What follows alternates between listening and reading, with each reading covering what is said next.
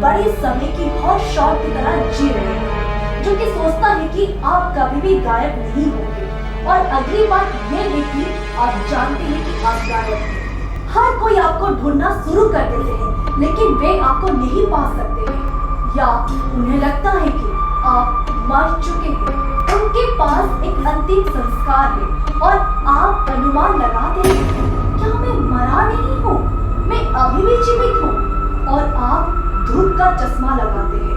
खैर, ये सबसे अच्छा मामला होगा, लेकिन इनमें से ज्यादातर कहानियां 10 गुना ज्यादा गहरी है।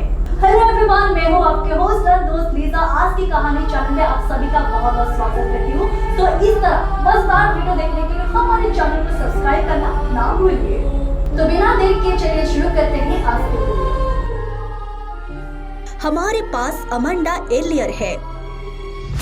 2 हफ्तों के लिए मोवाई में जंगल में खो जाने और फिर वापस आने के लिए बढ़ोतरी की कल्पना करे। खैर, वही अमांडा कर पाई। वो माक्वे वाइल्ड फॉरेस्ट रिजर्व में एक लंबी पैदल यात्रा पर था और कहीं बाहर गया था। लोग उसे ढूंढते रहे, लेकिन वे उसे नहीं पा सके। एक हेलीकॉप्टर बाहर भेजा गया था और वे अभी भी उसे नहीं ढूंढ सके। उसके परिवार ने उसे ढूंढने के लिए 50,000 का इनाम रखा था और वो अभी तक कहीं नहीं मिली थी। फिर 2 हफ्ते बाद एक हेलीकॉप्टर इस गरीब लड़की को खोजने के लिए अंतिम झपटा कर रहा था और वहां वो लंगड़ा कर चल रही थी और हवा में अपने हथियार लहरा रही थी। वे नीचे आ गए और उसके साथ हाथापाई की, लेकिन इस महिला ने बिना किसी आपूर्ति के 2 सप्ताह तक जंगल में रहने का प्रबंधन कैसे किया और वो क्यों लापता हो गई? और वो गायब हो जाने का कारण ये था कि उसने अपना पैर फ्रैक्चर कर लिया था। मुझे लगता है कि ये कहना सुरक्षित है कि ये महिला नाखून की तरह सख्त है। हमारे पास पेट्रो पासिस्का है। एक दिन पेट्रो गायब हो गई और वो किसी को नहीं पता था कि वो कहाँ है। ये 1984 में था, इसीलिए हर सड़क के कोने या किसी भी सोशल मीडिया पर कैमरा नहीं थी, ताकि वे कोशिश कर सके और उस तक पहुंच सके। उसके परिवार ने उसे खोजा और खोजा, लेकिन वो चली गई और ऐसा लगा कि वो कभी नहीं मिलेगी। वो 2015 तक पॉप अप नहीं हुआ। कारण पता चला कि वो एक ब्रेक इन था और उसने पुलिस को फोन किया। जब पुलिस ने उससे आईडी मांगा तो उसके पास कुछ भी नहीं था और फिर सारी सच्चाई सामने आ गई। वो सालों पहले भाग गई थी और सभी से छिप गई थी। जब उससे पूछा गया कि वो पैसे कैसे कमा रही है, तो उसने किसी को कुछ भी नहीं बताया। और जब उसके परिवार ने उसके पास पहुंचने की कोशिश की, तो उसने उनसे बात करने से मना कर दिया या किसी को ये बताने से मना कर दिया कि वो भाग गई है। Carlos de Salazar. यहाँ बात कभी कभी लोगों की होती है कि वे सिर्फ अकेले रहना चाहते हैं। उन्हें लोगों के साथ घूमने का कोई शौक नहीं है और वे अभी अपने जीवन के लिए जंगल में रहना चाहते हैं।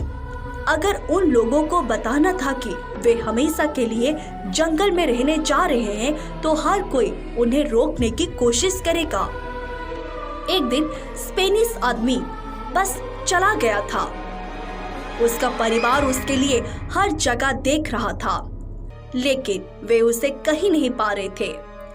फिर 20 साल बाद इटली में कुछ मशरूम बिनने वाले इस दोस्त के सामने आए जो जंगल में रहने वाले थे।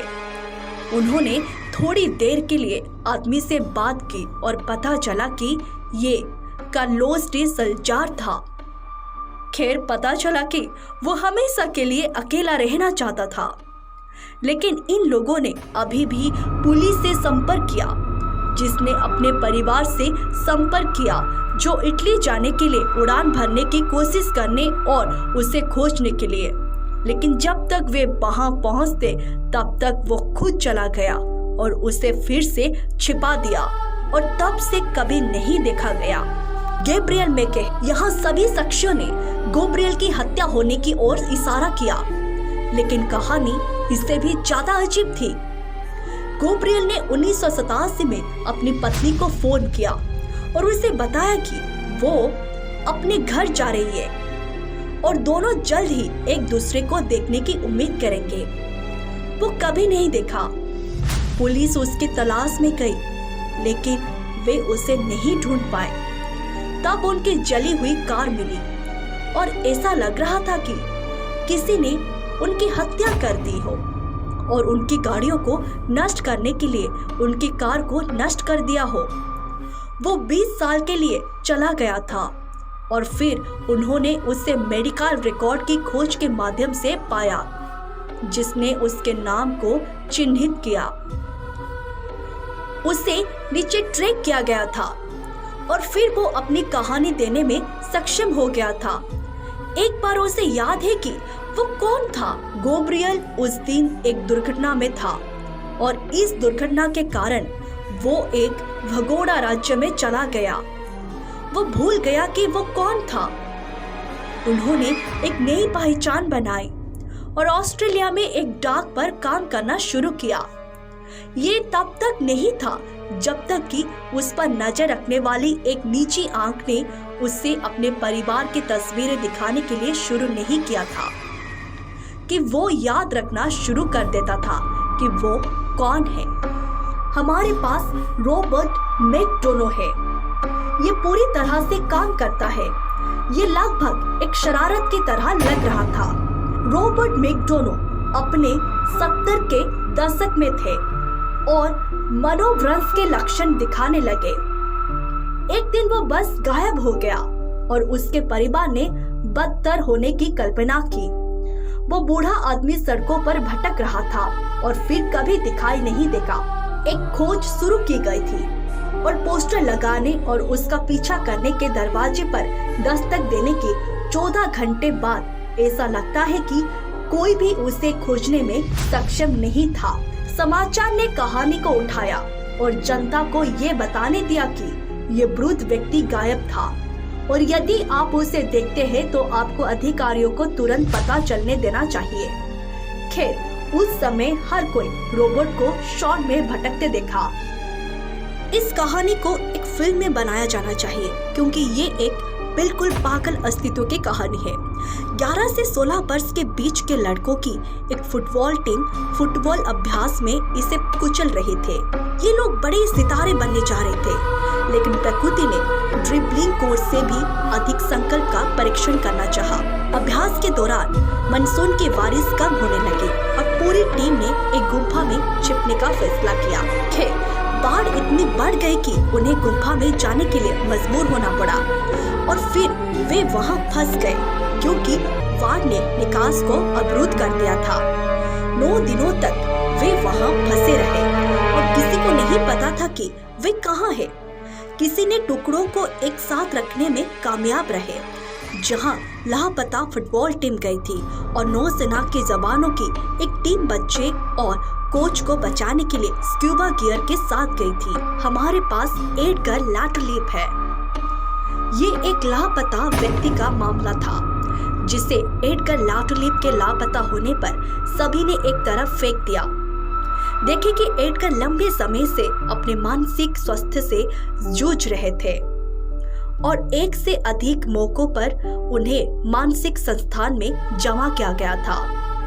वहां रहते हुए उसने बार बार अपनी जान लेने की कोशिश की और फिर एक दिन वो बस गायब हो गई। लोगों ने उसकी थोड़ी तलाश की, लेकिन सभी ने सिर्फ ये मान लिया कि वो अपनी आत्महत्या में सफल था। 30 साल बीत गए और फिर कहीं से भी किसी ने दावा किया कि वे एडगर लाटलीप थे, जो इस समय के सभी गायब थे, और अनुमान लगाते हैं कि वे वास्तव में क्या थे। क्या हुआ था? एडगर को सिर में गंभीर चोट लगी थी और वो भूल गया था कि वो कौन है, और अगले 3 दशकों के एक अलग व्यक्ति के रूप में जी रहा है। वो फ्लैशबैक के माध्यम से अपने जीवन को याद करने लगा। तो कैसा लगा दोस्त आज की वीडियो?